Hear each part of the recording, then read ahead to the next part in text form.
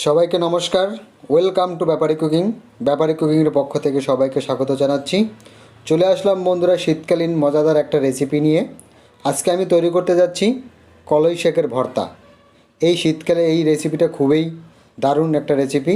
তাহলে বন্ধুরা আর দেরি কেন, চলে যাব আমি রেসিপিটা তৈরি করার জন্য। Let's go. রেসিপিটা তৈরি করার জন্য দেখতে পাচ্ছ বন্ধুরা, আমি এখানে কলই শাক নিয়েছি। আমি মাঠ থেকেই নিজের হাত থেকে তুলে এনেছি। আমি অনেকটা বড় করে গাছগুলো তুলে এনেছি। আমি এত বড় গাছটা পুরো করব না, আমি মাথা থেকে অল্প অল্প করে একটু করে কেটে নিয়ে আমি ভর্তাটা তৈরি করব। কলই শাকগুলো ধোয়ার জন্য আমি একটা কাঁচের পাত্র নিয়েছি।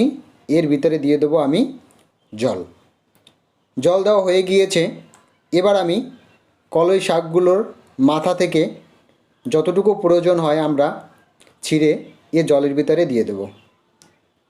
দেখতে পাচ্ছ বন্ধুরা, আমি অল্প একটু ছিঁড়ে নিয়েছি, বাকি অংশটুকু আমরা ব্যবহার করব না। এভাবে করে আমি সবগুলো আগা থেকে ছিঁড়ে নেব।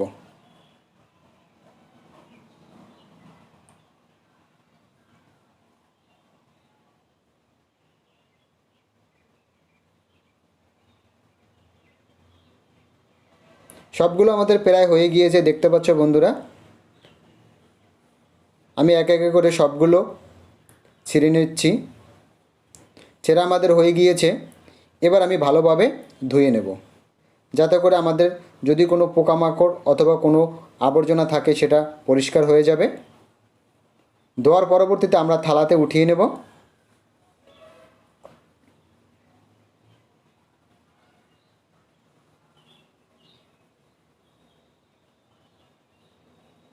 দেখতে পাচ্ছ বন্ধুরা, আমাদের ধোয়া হয়ে গিয়েছে। এবার আমি চলে যাব পরবর্তী স্টেপে। এবার আমি শাকগুলো সেদ্ধ করে নেব। দেখতে পাচ্ছ এখানে একটা ননস্টিকের কড়াই নিয়েছি। এই কড়াইয়ের ভিতরে আমি শাকগুলো দিয়ে দেব এবং 5 মিনিট সময় নিয়ে আমি শাকটা সেদ্ধ করে নেব। সবগুলো শাক আমার দেওয়া হয়ে গিয়েছে। এবার ঢেকে আমি শাকগুলো সেদ্ধ করে নেব। দেখতে পাচ্ছ বন্ধুরা, প্রায় আমাদের সেদ্ধ হয়ে গিয়েছে। আমি কড়াইয়ের ভিতরে এপিট করে ভালোভাবে নেড়েচেড়ে শাকগুলো সেদ্ধ করে নেব। তোমরাও আমার মতন এভাবে সেদ্ধ করে নেবে।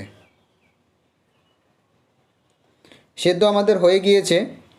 এবার আমরা শাকগুলো উঠিয়ে নেব। দেখতে পাচ্ছ বন্ধুরা কত সুন্দর সেদ্ধ হয়েছে। আমরা আবার থালে উঠিয়ে নেব। হালকা একটু জল আমাদের শাক থেকে বেরিয়েছে, এটা আমরা আর প্রয়োগ করব না। এই জলগুলো আমরা ফেলে দেব। শাকগুলো উঠিয়ে আমরা কড়াই থেকে জলগুলো ফেলে দেব।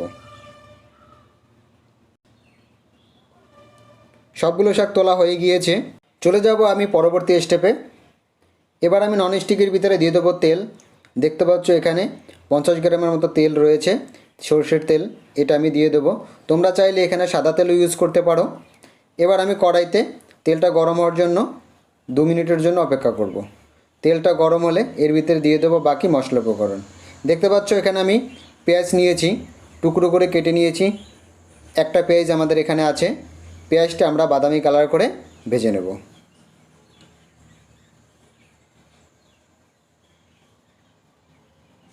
প্রায় আমাদের বাদামি কালার এসে গিয়েছে, দেখতে পাচ্ছ। এবার আমরা এটাকে একটা সাইড করে রেখে দেব। এবার এর ভিতরে দিয়ে দেবো লঙ্কা। এখানে আমি 5টা লঙ্কা নিয়েছি। তোমরা চাইলে কম বেশি প্রয়োগ করতে পারো, ছোটো বাচ্চারা খেলে সেই অনুযায়ী তোমরা দিয়ে নেবে। একটা রসুন আমি ছুলে নিয়েছি, রসুনটাও সম্পূর্ণ দিয়ে দিয়েছি। এবার আমি নেড়েচেড়ে এই রসুন এবং লঙ্কাটাও ভেজে নেব। ভাজা আমাদের হয়ে গিয়েছে, এক সাইডে আমি রেখে দেব। এবার এর ভিতরে দিয়ে দেবো ধনেপাতা। এখানে 2টো গাছ রয়েছে ধনেপাতার, এ ধনেপাতা দেবো। ধনেপাতা দিলে এ ভর্তাটা খুবই টেস্ট হবে। তোমরা এটা রিজেক্ট করবে না, তোমরা ধনেপাতাটা দেবে এবং হালকাভাবে ভেজে নেবে। আমি ভেজে নিয়েছি, এবার এক সাইডে রেখে দেবো। আমি যে কলাই শাকগুলো সেদ্ধ করে রেখেছি আমি এর ভিতরে দিয়ে দেবো। হালকা একটু তেলে ভেজে নেব। ভেজে নেওয়ার পরবর্তীতে সব মশলা উপকরণগুলো দিয়েও আমি ভেজে নেব। দেখতে পাচ্ছ বন্ধুরা, আমি কলাই শাক সেদ্ধ করে রেখেছিলাম সেটা দিয়ে দিয়েছি। এবার হালকা একটু তেলে আমি কলাই শাকটা ভেজে নেব।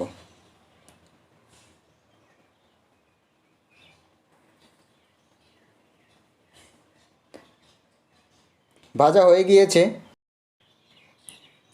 এবার আমি সব মশলা উপকরণগুলো দিয়েও হালকাভাবে ভেজে নেব। দেখতে পাচ্ছ বন্ধুরা, সব মশলা উপকরণগুলো দিয়ে আমি মিক্স করে ভেজে নিচ্ছি।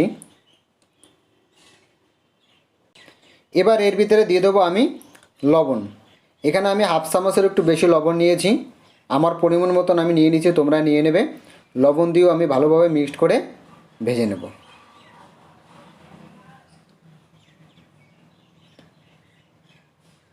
ভালোভাবে আমি মিক্স করে দিয়েছি। এবার আমি ঢেকে আবারও 2 মিনিটের মতো রেখে দেব।